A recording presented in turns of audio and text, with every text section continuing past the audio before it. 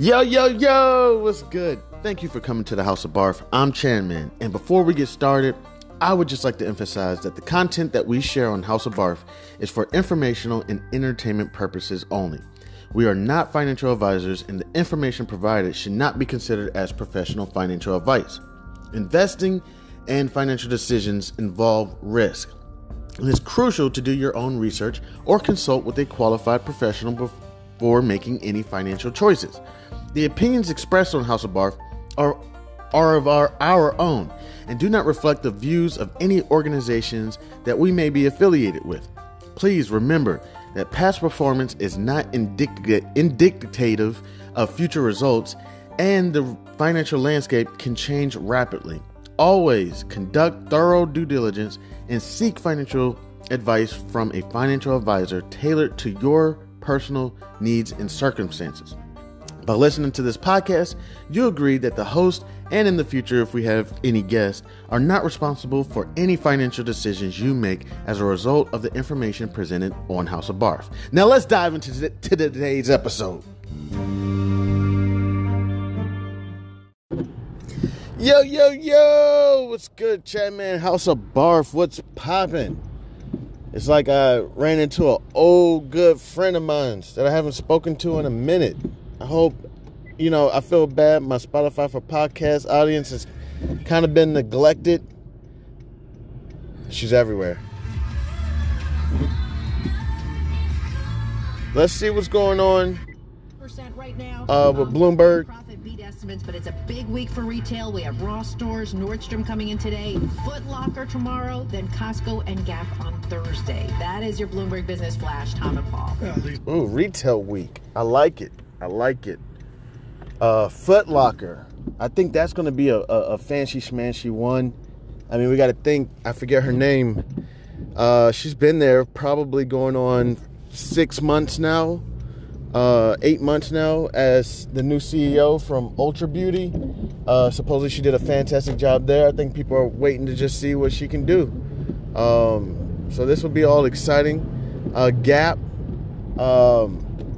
Gap is going through, post Yeezy experience. How are they going to hold it down? Which some people believe that the relationship was never really truly meant to be. So for Gap, some people believe that this may have actually been in their favor to go, away from Yeezy. So yeah, that'll be exciting to see. Nordstrom's, I don't know what news they may have going on, and I forget the other ones that they were mentioning. So yeah, retail is always a funny industry. When I have my funds right, which I'm still not right yet. Retail's a funny industry. It's like it has, from my experience, and this is not advice, don't quote me. It has spurts, so it'll be dead, for a while, and then come like October or something, it'll just have this huge spurt, So I would say retail's probably like dead around now. You know what I'm saying? I could be wrong. We're past the holiday season. Yeah, we got some St. Patty's coming up. But I think it's going to be up until probably about May, when, prom shopping, wedding shopping probably takes a spurt again. So it may be a good opportunity to sell a call or something. So on the other note with retail, the reason that they may have a pop, the Lululemons and all them, would be because this new weight loss drugs that are going around. And if you ever lost or gained a bunch of weight, I'm on the gaining side right now. I'm working on the weight loss side. I'm going to get there. But you got to get new outfits. Those belts, you got to add an extra hole in them. You take a nail, you poke a hole in it. So you can get a, extra little hole. Those pants, they just not fitting the same. Shirts not fitting the same. You got to go get a whole new wardrobe. You know what I'm saying? My thing is, I kind of hate doing that. You know what I'm saying? Because I'm like, oh gosh, if I buy this new wardrobe, I already know what it means. I have to stay this size. I gain a little bit of weight, it's a wrap. It's a wrap. I'm gonna have to go buy another wardrobe. And for people who love shopping, that may entice you. You may be excited. Oh yeah, I get to shop. Me, to be honest, I since post this being separated or about to be divorced, I've been going shopping more. I've been at the malls once every few weeks. I'll probably say 6 weeks, but not even for myself. It's for my little ones. I'm taking them shopping, and they love it. They love going shopping at the mall. They love online shopping too. You know what I'm saying? Temu, Amazon. I don't even know whatever websites are on right now. They love the online shopping, but they love the mall. They love the mall. I was so blown the other day. You know what I'm saying? Probably spent about $300-400 at the mall. You know what I'm saying? We sat down. We got some chicken tenders, some French fries. We rode some rides. These little virtual rides. You know what I'm saying? And then went shopping. You know what I'm saying? Cause the children they get big. You know what I'm saying? You gotta, like, every few months, basically every season you gotta basically shop in season. I mean, I guess you're right. I mean, not you're. Yeah, I guess you could shop out of season. You would just have to definitely plan about 6 to 9 months ahead, which I may do that. That's what I may start doing. But yeah, every few months. So that's exciting for retail. Other than that, been same old with me. Still going through a bunch of drama. Falling behind on bills. Trying to get that together. Still haven't got employed. It's just, no one finds any value in me. I'm a 37-year-old male, black male. I don't know. I guess it's kind of like, why are you not applying for executive positions? And it's like, yeah, I would, but like, I don't have a tremendous amount of experience. And it's hard to explain to people like what's been going on in my last like 10 years. Like, it's very hard to explain. Basically, like every 2 to 3 years, I've transitioned jobs. You know what I'm saying? It's kind of like, what's going on? And I'll explain to y'all a little bit. So, let's say around 2017, 2018, I'm working at UPS. I'm in college for my master's. No, this had to be around 2014. So about 10 years ago, 2014. I'm in college and I'm trying to finish up my master's program. I'm working at UPS because they offered me a $15,000 tuition reimbursement. And I promise you, I wasn't on the job for a week. So, and I'm not saying this is just for me. This is for everybody. I believe it's for everybody. But I took advantage of it. I said, all right, cool. So a week on the job, I'm already back in college.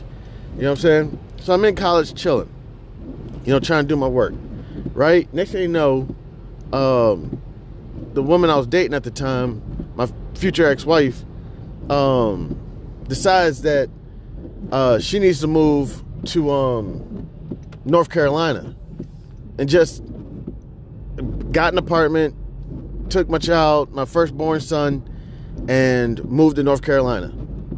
So I'm in North Carolina now because I said, you know what? To me, I think it was clear to me that she had no love for me. I mean, that was really clear. You know what I'm saying? Like, why would you do that to somebody that just entered college? You know what I'm saying? It's a 2-year program. It was a 2-year program. That was it. And decides, I'm talking about first semester I'm in college. So I had to give the $15,000 back. Not to mention, UPS already told me that they were going to give me another $15,000 the next year. So I was going to have $30,000 to go to college. The program probably cost $50,000, $60,000. Okay, so I'm like, all right, cool. Well, y'all, this is going to be a best 2-year program. I literally crushed my undergrad. Not saying I left with like a 333, 383, something like that. I fluctuated, but I was like, all right, cool. You know what I'm saying? Gave the money back because I was like, yo, you can't put price on family. Clearly she has no love for me. That, she obviously wants to run away from me. But I had my firstborn son, and I had a lot of people telling me, yo, do not follow her. Don't go. And I'm like, yo, that's my son. And they're like, dude, I've been in the same shoes. My girlfriend, wife did the same exact thing. Telling you, don't follow her. And I'm like, yo, but I need my moments with my child. Like, they're like, all right, so do what you want to do. If y'all know me, I'm hard-headed. I do what I want to do, basically when I want to do it. I do what I want, so I went in Charlotte now, right? I can't even remember what my first job down there was, to be honest with you. I think it was Verizon. So I'm working at Verizon. And I'm paying for my college out of pocket. All right, I'm calling my family. You know what I'm saying? They're there talking about they'll help me out. What the hell is this person doing? I think that's somebody I knew. I'm like, man, what are you doing? This is one of my boys. I don't know if you heard somebody honking. But Verizon, believe it or not, Verizon, for a second there, it was a bit strenuous. It was very strenuous. Phone calls all day, every day. Rude customers. Anything you can imagine about a telecommunication job. It was rough. But I said, you know what? Verizon basically was like, look, you stay with us for, it's something crazy, like 15, 20 years. You'll be fully vested. You'll become a trainer in a classroom, making pretty good money. Just being there training new and upcoming customer service reps. Real easy situation. I was like, all right, cool. That doesn't sound bad. I considered staying at Verizon. Thing is, you run into some bigotry. I don't know. I had a great manager. We were doing fantastic. And then, I had this interim manager. I don't know. We weren't clicking. And I wasn't even making that much money. I always tell people I've never really made a lot of money, to be honest with you, for me, it's more so if I'm passionate, if I'm loving what I'm doing. So I was like, you know what? I'm sorry. I'm not gonna. Let me tell you one story what this manager did. So I used to take my phone calls, but I used to have my phone up, checking my phone, having a little stand for it, put the TV on in the background, and I've basically done this at I do this pretty much at every job. You know what I'm saying? Even when I'm at my other jobs, I may have CNBC up, you know what I'm saying? Whatever it is, I may have the ESPN up, take my phone calls. It is what it is. Everything's chilling. It's not affecting the performance, nothing. This dude comes by, and slams my phone on my table, on my desk. And it's like, no phones. Now, remember, this is my interim manager. My first manager, I think, was having a baby, so he had to go, on, paternal leave. So it was like, cool. So we got this new guy. Verizon had other issues as well. It had some serious issues in there, but nothing too much. So this guy slams my phone on the table, tells me no phones. You know what I'm saying? I'm like, okay, all right. So immediately I had to HR, and I'm like, yo, this ain't going to work with him. And besides, I already was talking to some of my coworkers like, yo, I don't know if this is it. I don't know if this is it for me. You know what I'm saying? I don't know if this is the end of the road, sticking with Verizon for 20 years, getting retired. You know what I'm saying? I don't know, because, the customers, I'm not even blaming the customers for being rude. You know what I'm saying? It was just getting worse and worse. Every time you moved up a ladder, you were just dealing with angrier customers.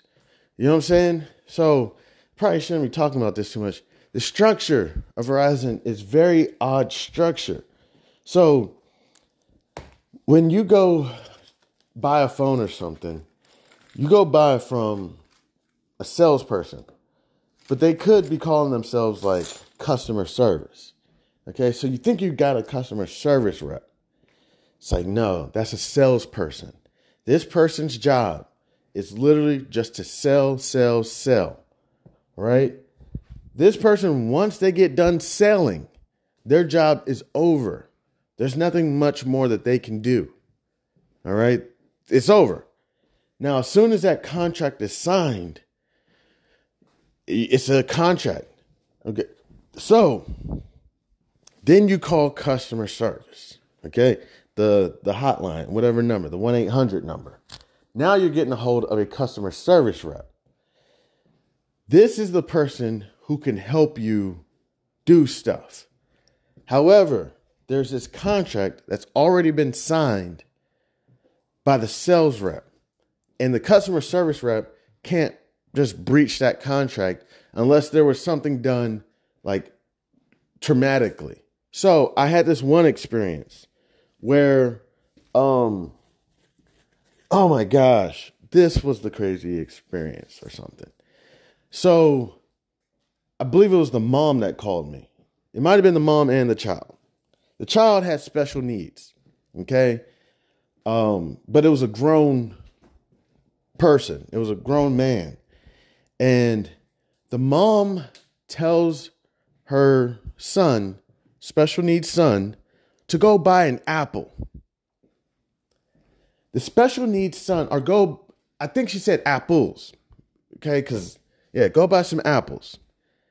This special needs man, goes to the Verizon store and buys like 4 apples. Apple phones. iPhones.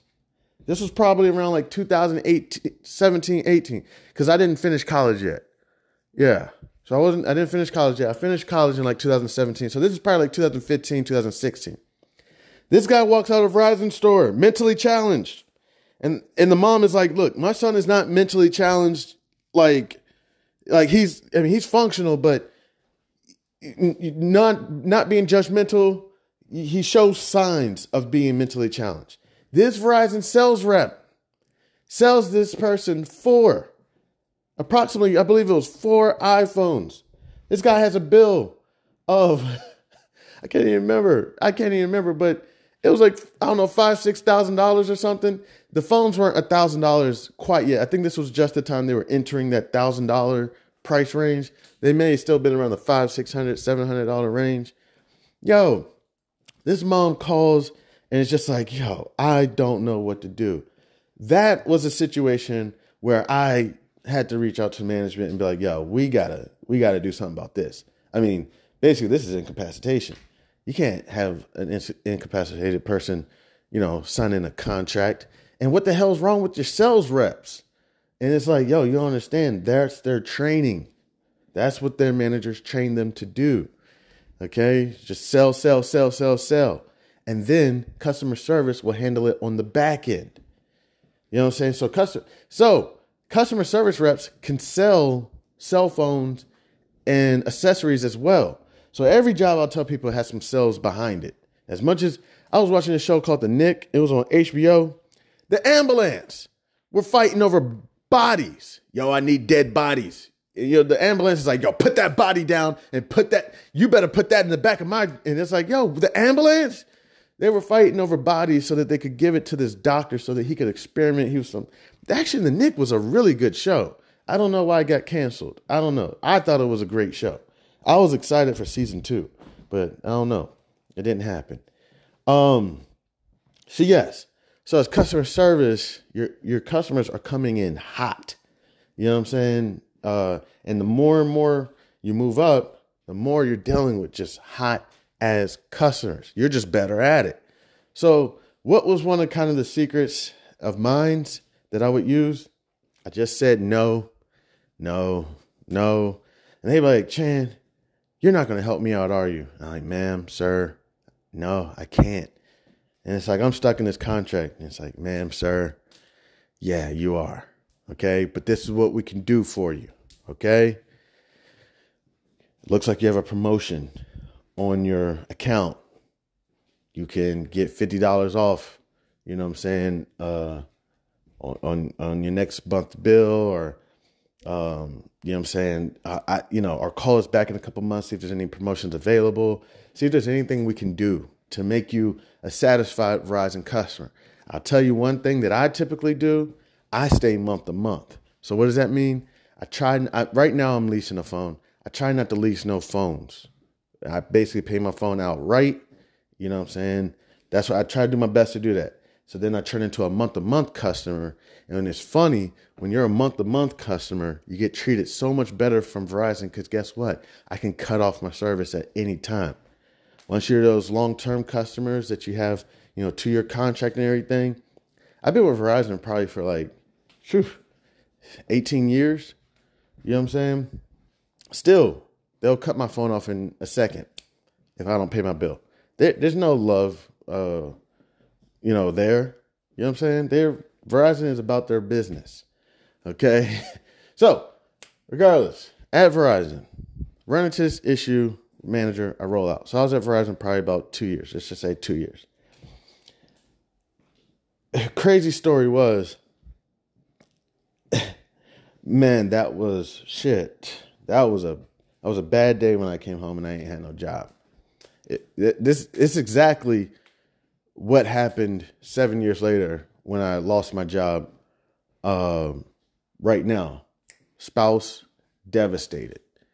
And the whole time I've always said that I was an entrepreneur. I was like, yo, I'm an entrepreneur. I really want to, if we could just take a couple years, you know what I'm saying? Just let me try to do something. And if it doesn't work, fine. I'll go back to work and I'll try to do my best, take care of my children, finish out my days, and then hopefully leave them with a pretty decent inheritance. And that will just be the end of Chandler Gregory Hayes' story, But if I take a chance, let me take a chance for a couple years, go hard. Spouse not hearing it. You know what I'm saying? And I know I'm not the smartest when it comes to relationships.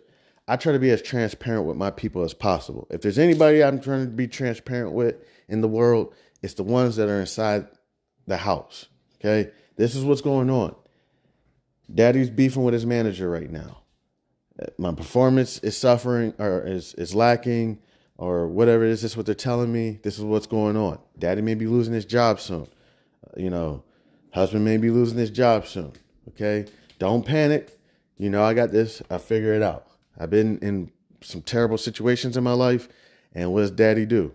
We always get out of it. All right? I got y'all. You know what I'm saying? So transparency does not appear to go well with everyone, mainly the spouse. The children, they laugh about it. They crack jokes about it. They're excited. They're like, Dad, we're excited to see you go on your journey, go on your path. We want to see you. We don't want to see a cookie cutter version of your forefathers. I don't want to work my intention is to work for a company for 30 years. You know what I'm saying? Unless I want to do that. Unless I'm like, no, I'm good. But that's not really my intentions. I want to start a small business. I want to have something in my name, something I can pass down to my children, So, didn't go well. It was a terrible day. I was excited to get out of there. I was like, oh man, I'm out of here. Plus I had my little man who is watching me, watching this guy. You know how small I would feel just telling my son, I've been working here at this company, XYZ, for this long, and it's because I wanted to take care of your mom. And then all you do when you live that life is you get home, you cook dinner, you spend about 2 hours with the family, you watch a TV show, and then you go to bed, and then you wake up and you do it all again the next day. And then I had to tell my son, I did this because I thought it was the right thing to do, and I did the best with, what I had and what I knew how to do, so you go forward and you go to college and you get a job and you do the best you can for your child. And it's like, yo, there's something wrong with this. It sounds like slavery, not even just slavery. It sounds like the slaves are teaching their children to be slaves. So I said, yo, I got to break this loop. You know what I'm saying? But I did go back to work. Went back to work for a wealth management company. Okay. So after the Verizon situation, it took me probably about 8-10 months to find another job. All right. So spouse is totally distraught. Totally like, yo, I can't do this. You know what I'm saying? I'm like, okay, cool. Different backgrounds. You know what I'm saying? For me, this is like, come to find out, my family tells me how much entrepreneurship is truly in my blood. Risk taking is in my blood.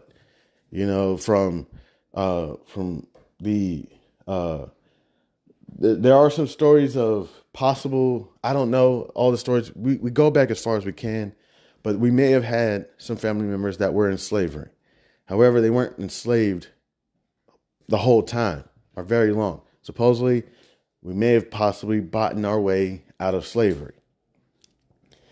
That entrepreneur, that financial business stuff, supposedly it's just been in my blood since my forefathers. Okay, so that's kind of the urge that I get. That's the way I want to go, you know. So end up, working for a wealth management company, Vanguard. Okay, so I get a job with Vanguard. Vanguard had its issues as well. Crazy issues, right? But I was finally with a wealth management company, and I had the opportunity to sit down and take the Series 7 so that I could become a stockbroker. I didn't care about all the bigotry that was going on, some of the bigotry situations. So when I went in, I'm finishing up my master's now. I'm in like my last couple semesters. I applied for a full-time position. I didn't apply for, contract position. Didn't get the full-time position because I would have got that tuition reimbursement and all that. But they were like, yo, go through this company called Ronstadt, whatever. Went through Ronstadt, get hired on customer service, right? Whatever. So all I'm doing right now is just clerical duties and mutual funds. I'm trading mutual funds. At the time, Vanguard wasn't even a brokerage company yet. They were implementing I was excited to be actually there. This is around 2017. This is around 2016, 17. This is when I'm finishing up my master's, and they're bringing in brokerage into Vanguard. For the longest, Vanguard was a mutual fund company. So it was exciting. I remember, watching the team of people who had to fix the issues for things that were going wrong online. They got that team together. It was really cool to watch and see. I was actually part of two growth at the last company, FINRA.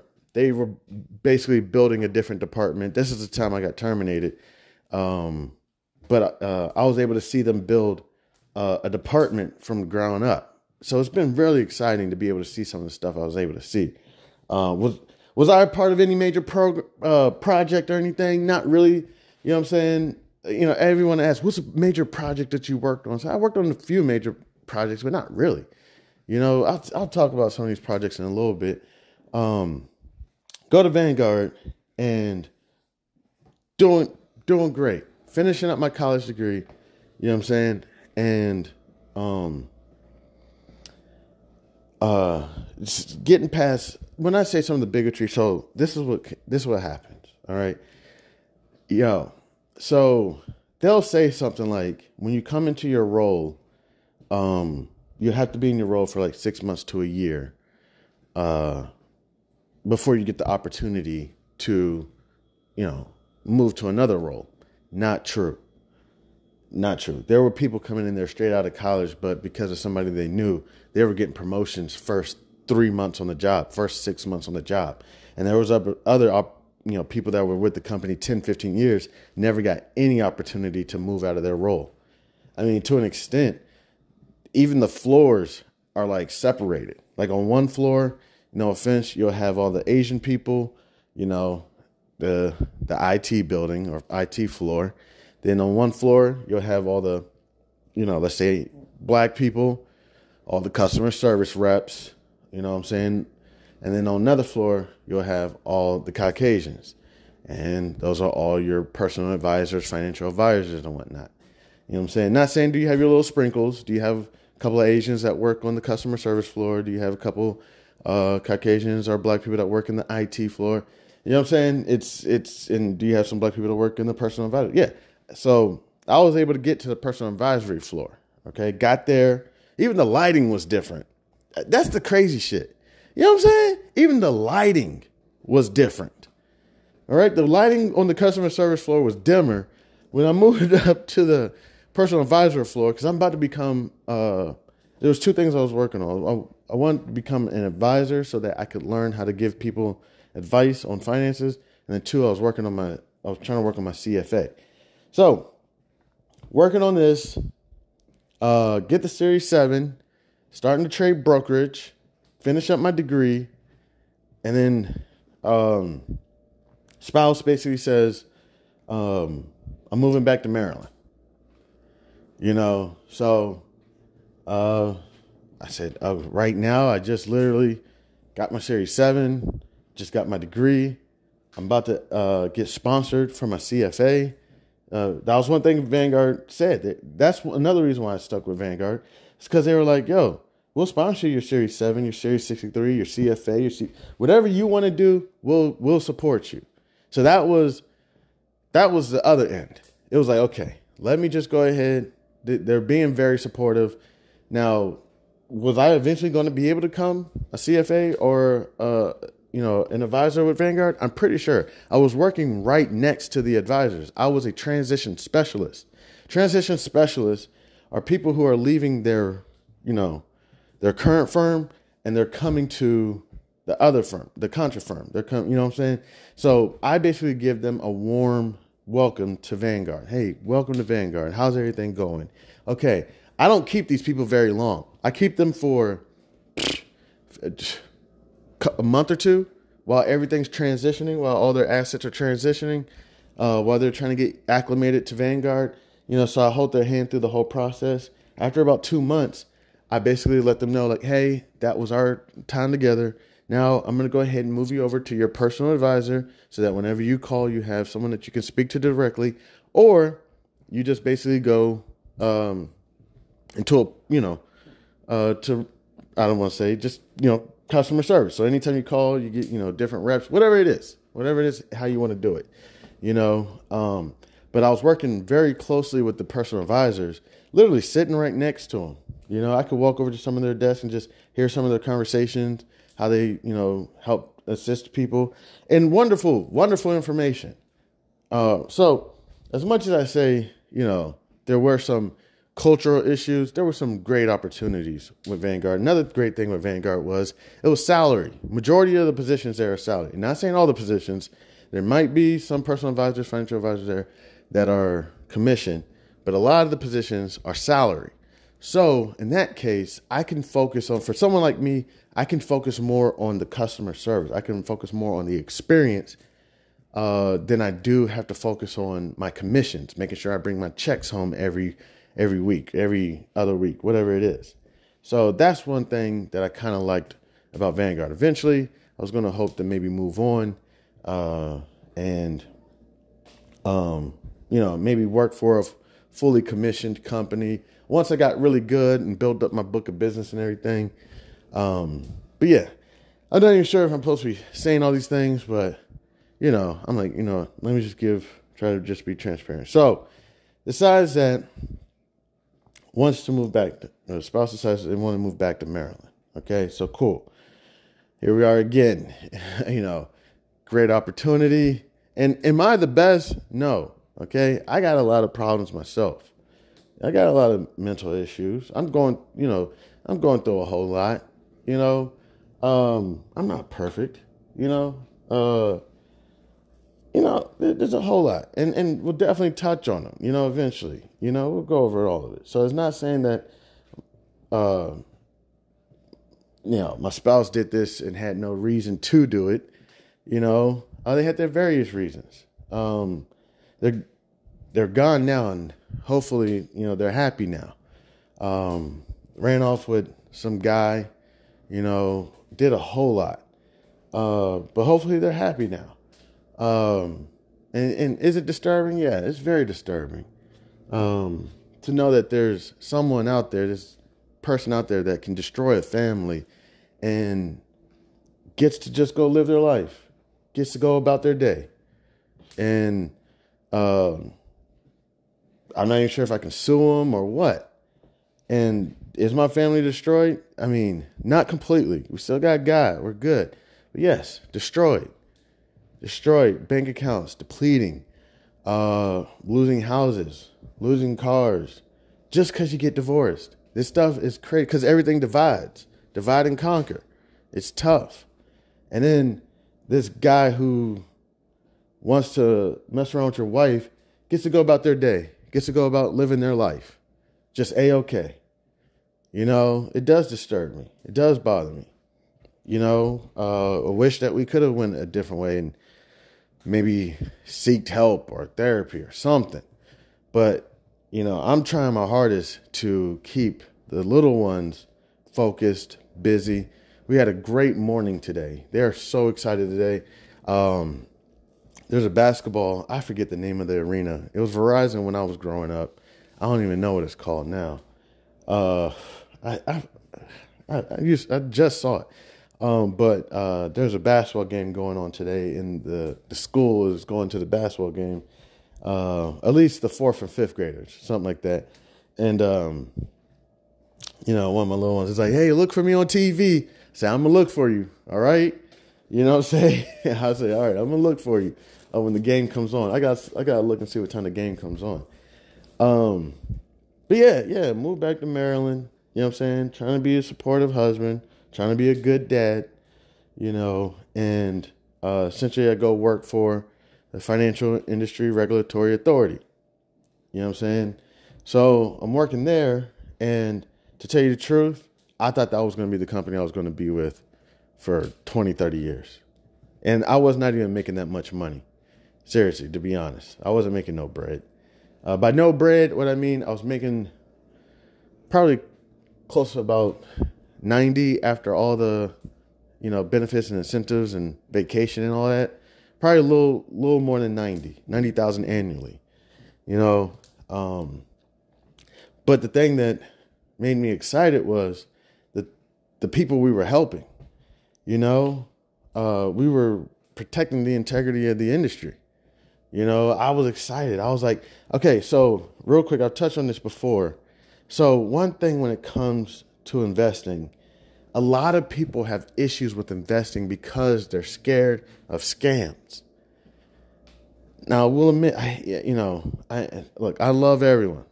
But I also realized as a personal advisor, I noticed, I could be wrong, but I've noticed from my experience that typically investors trade with someone who looks like them.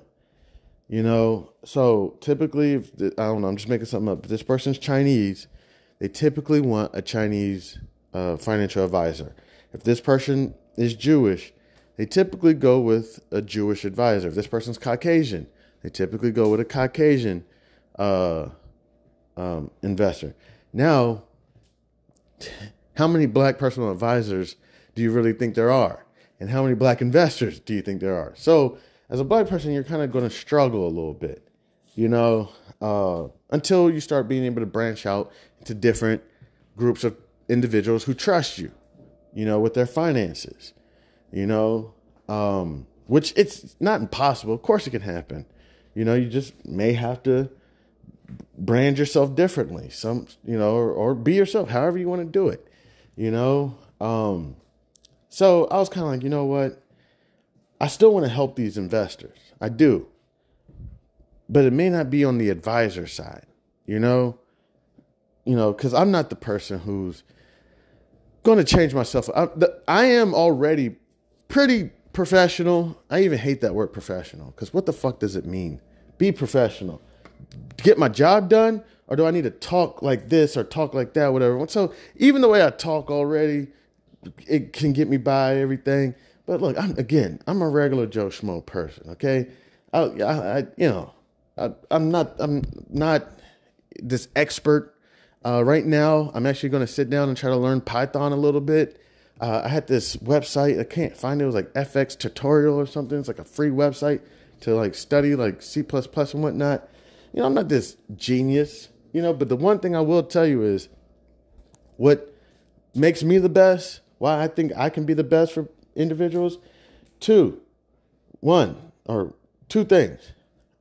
I'll stay up all night doing research on your case or on your matter, whatever it is, your portfolio, before I come present it to you. If you have a question of, you know, what's going to happen when I convert this traditional to a Roth, I will make sure, because this is what happens a lot with advisors. Advisors, a lot of times, aren't true advisors. There's somebody who got out of college, got somebody pregnant. They need to make a paycheck.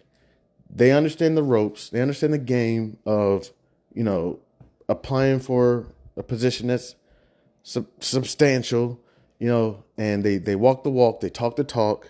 They're really good at, faking it till they make it. They're really good at that. So what can happen a lot is they miss over the little intricacies that could really ruin somebody's day, life even, or make you look like you're the best financial advisor ever.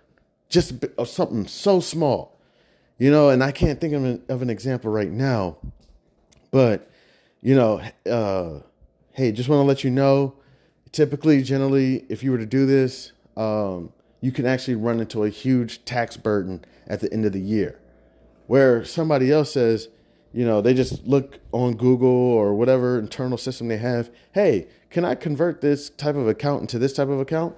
Yes, you can. And that's where they stop. That's where they start reading. And they don't read all the paragraphs or everything after that, or they don't pull up another source and read that, or they don't type in the pros and cons of doing this type of conversion or whatever it is. And then, because it will be on that, what do they call it? That 25th hour or whatever. It'll be on that hour where you read some sentence that says, and this can happen to people who have a salary of $100,000 or more and are 65 years old and older. And you're like, whoa, skirt. What? Wait, I didn't read that in any other article or any other thing. Wait, Tom. You go to bed. It wakes you up out of your sleep. Here, let me read that sentence again. So if this person has, if they make $100,000 and they're over the age that they can run into this huge, I don't know, I'm just making this up, tax burden or something. So then you start doing more research. And then you go pull up your client or, your investor. And you say, oh, they're 66. Oh, and they are making 100,000. So if we do this conversion, they could actually run into a huge tax burden because they're going to deem this as income or something. You know what I'm saying? And then you state it to them. Okay, listen, I'm going to tell you some information. I was up last night looking over your portfolio, looking over everything. And I noticed that you want to do this conversion, but I noticed this. You're self-employed or you're employed. You make $100,000. You're 66 years old. This could actually hit you with a huge tax burden at the end of the year. You would have, a tax burden. You would have to talk to a CPA, but it could hit you pretty hard. At the time, they don't appreciate it. I want to get done what I want to get done. I know what I'm doing. How old are you? Oh man, I got Steve Madden's older than you. It's like, hey, okay. I just want to let you know, doing the research, this is what I found. You just may want to look. Maybe they don't do it. Maybe, fuck off. And they don't do it. You may get a phone call a year later. Hey, is this Chandler? Yeah, it's Chandler. Who's this? This is Mark. And you remember him. Hey, Mark, what's going on? Yep, Chandler. I talked to you like a year ago about doing this conversion. Yeah. And we decided that we weren't going to do it. Well, I want to let you know, I called back and I got a hold of Sandy. Sandy, do you know Sandy? No, I'm sorry. It's a big company. I don't know Sandy. And we ended up doing the conversion. Oh, you did? Okay. Well, how did it work out? I ran into a $19,000 tax burden, Chandler. Oh, fuck. Chan, you knew exactly what you were talking about. It's like, dude, I was trying to tell you, I stayed up till 3:00 in the morning. And then when I fell asleep, it woke me up out of my sleep around like 6.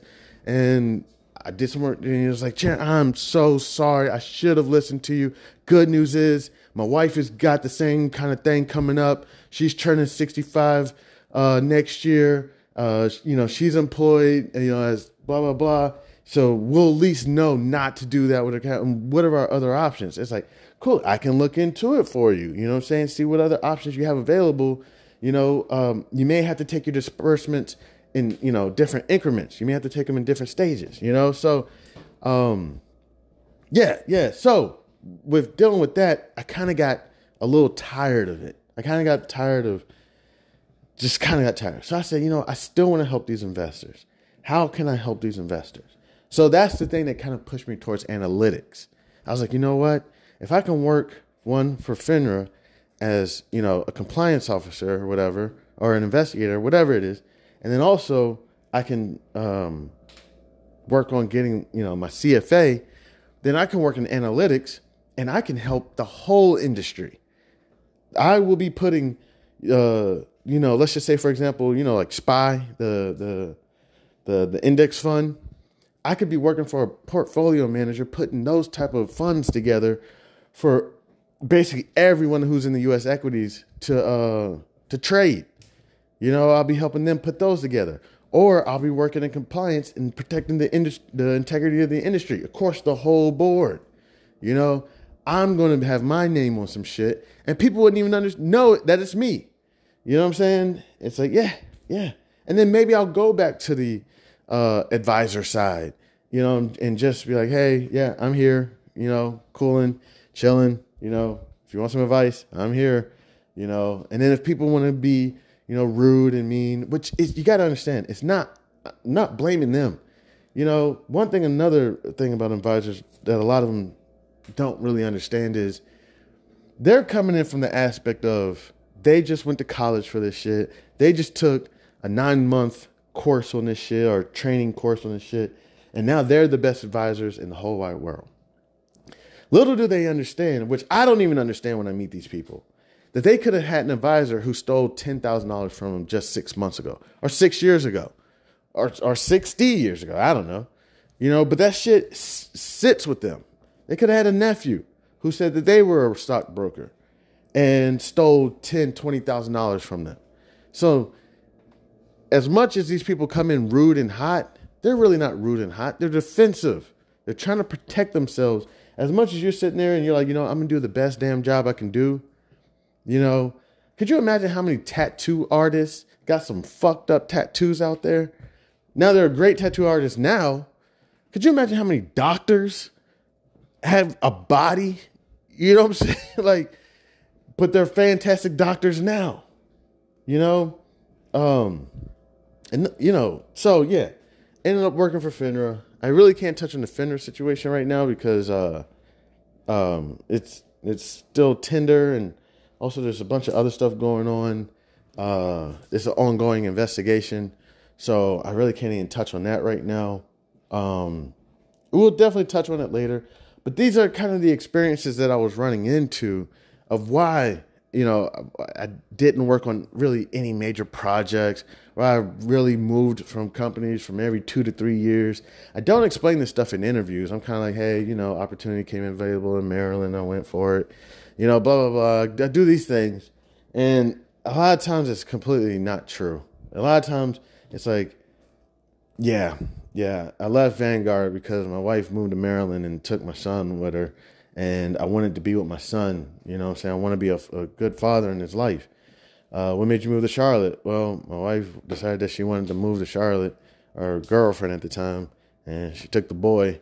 And, I want to be with my boy, and I want to be a family, but clearly, clearly I'm not the guy, for it, because anytime I do anything kind of, successful or worth, mentioning. And if there's anything I can say, any success I had is for the family. If y'all know me, I'm a bum. I'm okay with shaggy beard, I'm okay with sweatpants, t-shirt. If I was to bring in, and what's crazy I think about, if I was to ever hit the lottery with my ex-spouse, which it's not finalized yet, I would have split the lottery with her. To think this is the same person that has done what they've done over the last year. I thought we were friends. I thought we were cool. But maybe this is what friends go through. They stab each other in the back, then maybe they want to be friends again. I don't know. I don't know. I don't think I'm moving on. I'm moving on past this whole situation. It's possibly, I've been done dirty in the past by people close to me. Still get done dirty by people close to me. And I have to say, man, this was tough. This one was real tough. I got some other ones that are real tough. I'm just basically, I'm kind of staying to myself these days. Occasionally I'll pick up the phone and go hang out with some people, but really I just really just been staying solo, dolo. Yeah, it's just all these situations going on. But yeah, so that's essentially, I gave y'all kind of the story of kind of how things went down, why I've been at companies every 2 to 3 years. Do I wish that I would have had the balls to say no and say no? I'm in college right now, and they're giving me $30,000 to go to college, and I'm going to stay here and finish it. Sometimes I do, but I will admit there's nothing. I'm even, hesitant to say this, more important than family. You know what I'm saying? So if I had to give up $30,000 to spend one more day with my family, one more day with my son or a daughter, or whoever, mom, one more day, then that $30,000 is going to be gone. I literally did it. I gave up $30,000 in tuition reimbursement. And if you want tuition reimbursement, go to check out UPS. I don't know if they still got the program, but they were giving out $15,000 a year. You know what I'm saying? So I already got my first 15. I got it. It was literally in my hands. I had it. Okay. I was good. I paid for my first class. My first class was like $4,000. I paid for it. I was in the class. UPS was paying for it. So check them out. To be honest with you, that was the most tuition reimbursement I've ever received from any company. I have not been with a company who's beat that yet. Some companies will give you $8K. Some companies will give you $5K. UPS gave me $15K annually. They gave me the first 15, and the next year they were going to give me another 15. They already told me. They were going to support my career. They already told me they wanted to support my career. I just didn't end up wanting to work for UPS. I quit so that okay. Was I eventually going to quit UPS? Maybe. I don't know. I just had never seen myself as a UPS employee. But I was going to stay with them. I was probably going to stay with them long term. Matter of fact, when I got to Charlotte, one of the first jobs I applied for was UPS. I was like, I just worked up for the joint up in Maryland. Wondering if I could just transition here. They didn't hire me in Charlotte. So I was going to stay with UPS for a while. But again, I enjoy business and finance. Unless UPS had like a financial department that I could have joined and helped them with their numbers, I probably wasn't going to stay with UPS forever. Probably was going to be like a 4 to 5 year career there. But I ended up leaving because moved down to Charlotte to be with my at the time girlfriend and be with my son. But again, I'm not perfect. I have a lot of mistakes.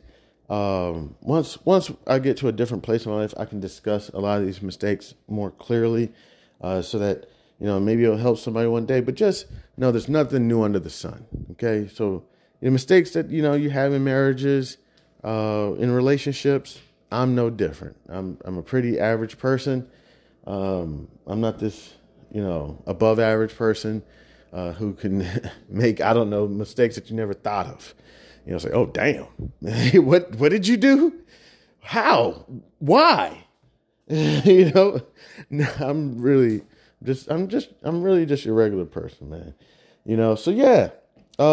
Right now, I'm interviewing for some broker dealers. Actually, real quick, before I roll, I've been talking for about 53 minutes. I'll check one of my applications right now. I'll put in an application. This company basically tells me, oh, my computer's dead. They basically just tell me like, hey, we like you. I don't know. This is some of the most backwards stuff, man. They're just like our sweetheart. They're like, we like you a lot, but we're lacking something. And I already know what it's lacking. The people look at the resume and they think what they're getting is something different. You know what I'm saying? I know it. They want that energy. They see my resume. They're like, yo, we want this guy. And I feel him. But that's not who I am. You know what I'm saying? That's not me. Like, I'm not, it's like, where's the guy that worked for FINRA? Yeah, you're looking at him. Where's the guy that worked for Vanguard? You're looking at him. Where's the guy with the master's degree in the Series 7 and 63? Talking to him. It's like, yeah, but the resume looks so great. And then I talk to you and it's like, And I feel you. A lot of companies do that. They do it. And I will let you know one more thing. Oh, gosh. One of the applications just came in. Here we go. Sorry. We're not going to be able to move forward. Here we go. Well, we appreciate the opportunity to get to know you. Literally, this just came in 8 minutes ago. Oh, crap. My computer died. We're not going to be moving forward with your application.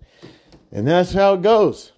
This is how it goes. So I got to get ready for this interview with this insurance company. It's a fully commissioned. You already know how it goes. If you've sold insurance before, you know how it goes. But they told me, they're like, Chan, we're going to treat you right, buddy. So I'm like, all right. And plus, I need to be treated right about now, to be honest with you. For real. I need to be treated right. Because if you ran into experience kind of what I ran into, you're kind of tender when it goes to new employers. You're kind of looking at every employer like, are you a liar? Are you a bigot? You're going to throw me under the bus first chance you get? I still remember this one manager. I said, thank you. One of these managers, I love that lady. She was cool as fuck, man. She told me, Chandler, I will throw you under the bus first chance I get. Just know this about me. I said, thank you. Okay. She was, hard worker, straightforward. Wonderful lady, man. Wonderful lady. I actually like that lady. And it wasn't because we had a great relationship. Some of the best managers I work for, it's not that our relationship is great. It's that we get our work done. They may not like me. I may not like them. That's not what it's about with me. Okay. I don't need to like you as my manager. And I don't need you to like me. But I want to work hard and I want to work on some good cases, some serious cases. And I want to get shit done. I do not want to be sitting somewhere talking about, oh my gosh. I don't know.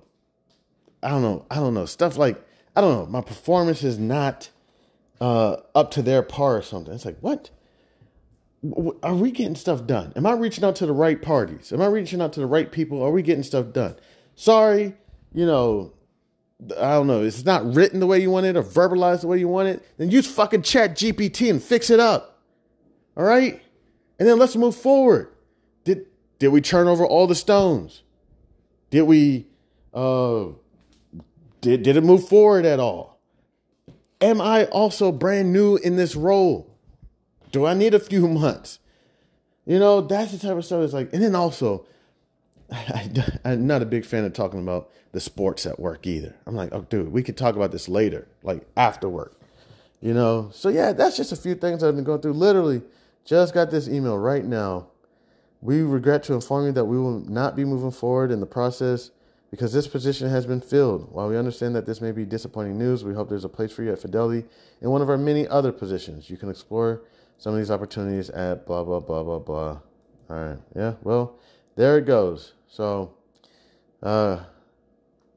it's cool. I got another interview coming up. About to get ready for that one. And honestly, I go on these interviews, low expectations. I just go in there. I just try to smile, nod, answer questions. Even when I answer the questions, I'm not even answering them the best. Because, again, as I just shared with y'all, kind of what goes down, I don't share that stuff in there. It's kind of like, hey, what made you move down to Charlotte? Well, down there in Charlotte, they had a wonderful financial industry. A lot of financial companies, insurance companies are down there. And I thought it might be a great opportunity for me to do blah, blah, blah. And to, increase my skill sets so that I could become in. I was down there, Series 7. And it's all that. And it's kind of like, oh, man, I don't even know what I just said. I kind of blacked out there saying that. But, yeah, So yeah, I'll let y'all know how everything goes. I wanted to really just touch base with y'all. Y'all know I love y'all. It's been a little bit. I feel like I've kind of neglected y'all a little bit. And that's how today I kind of was like, here, let me kind of open up some more and give y'all a little bit more. Again, don't blame anybody for anything. You know what I'm saying? All I can do is blame myself. You know, people are going to be people. I think DMX even said it. Just trust. You know, just trust. Trust that, you know, a rat is going to be a rat. Trust that a snake is going to be a snake.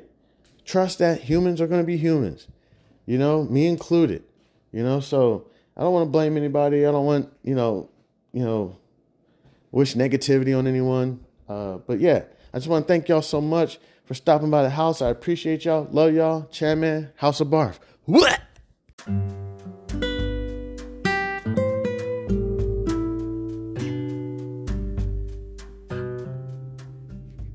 I am thrilled to introduce you to an exciting new storybook journey that I believe will capture your imagination. Allow me to present Langston Mankson's Kool-Aid Stand Adventure, a compelling short story that promises to transport you to a world of interest, excitement, and learning. The title of the book is Langston Mankson's Kool-Aid Stand Adventure by Chandler Hayes. In a world of colorful imagination and captivating stories, a new children's book has emerged to empower our young minds with crucial life lessons, life skills, and financial literacy. Langston Mankson's Kool-Aid Stand Adventure is a cheering short story written by a talented Black author who understands the importance of equipping our youth in the early stages of life with the tools they need to navigate the realm of money, savings, and smart choices.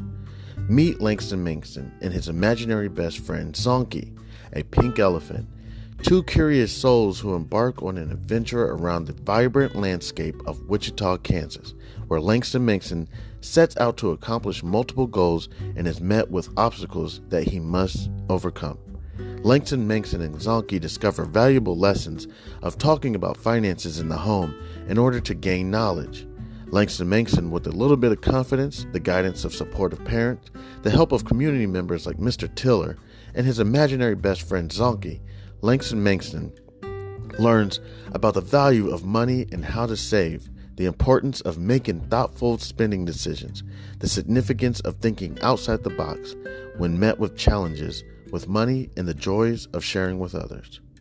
Through relatable experiences and engaging storytelling, young readers are introduced to the fundamental concepts of money, such as earning, saving, and spending responsibly. Langston Mankson set savings goals, teaching children the importance of planning for future needs and dreams. The book celebrates diversity and the different perspectives on money, shedding light on its role in different people's lives. The characters' interactions emphasize the joys of serving others, the gift of sharing, and making a positive impact in their community. The pages of Langston Mankson's Kool-Aid Stand Adventure come to life with vibrant illustrations. The colorful and imaginative visuals not only captivate young readers, but also enhance their understanding of complex financial concepts. Langston Mankson's Kool-Aid Stand Adventure is coming soon to bookstores and online realtors. It is a must-have addition to any child's library, fostering essential life skills while sparking the joy of reading. Empower the young minds in your life with the gift of financial literacy and imagination. Join Langston Mankson, Zonky, family, and friends on their extraordinary journey of running a drink stand to set them on the path of a brighter future. Your opinion means a great deal to me. I would be honored if you would consider exploring Langston Mankson's Kool-Aid Stand Adventure and sharing your thoughts. Your feedback could play an invaluable role in shaping the future of this project. If you have any questions, comments, or would like to discuss the book further, please don't hesitate to reach out to me. Your support in spreading the word about Langston Mankson's Kool-Aid Stand Adventure would mean the world to me, and I deeply appreciate your consideration. I am a passionate advocate for financial literacy. Me, Chandler Hayes, and am excited to join the community of storytellers with a background in finances. I am driven to inspire children to embark on their own adventures of learning and discovery through the power of literature. Langston Manxton's Kool-Aid Stand Adventure is a heartfelt endeavor to promote financial literacy in a fun and accessible way. As a Black author, I'm committed to providing children of all backgrounds with the tools for success, and I am proud to contribute to a more financially informed generation. Thank you for taking the time to explore this advertisement, and I look forward to the possibility of sharing this extraordinary literature adventure with you. Please feel free to contact me. You can reach me at the email c287gph@gmail.com. All right, thank you. Warmest regards. Have a great day. God bless.